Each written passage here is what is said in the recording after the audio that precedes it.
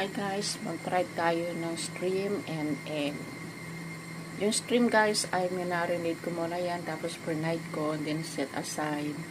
Tapos nag-scramble tayo ng egg, saka natin i-ginoin dyan sa egg yung stream. Saka ito, fried na natin. Yan guys. Tapos i-join natin yung spring onion. Yan. Parang style omelette.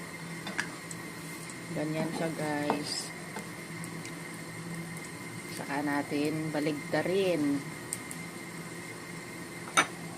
Yan ang kanilang dinner for tonight.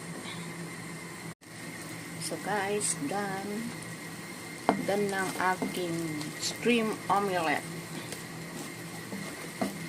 And then lagyan na lang natin ng ketchup sa ibabaw.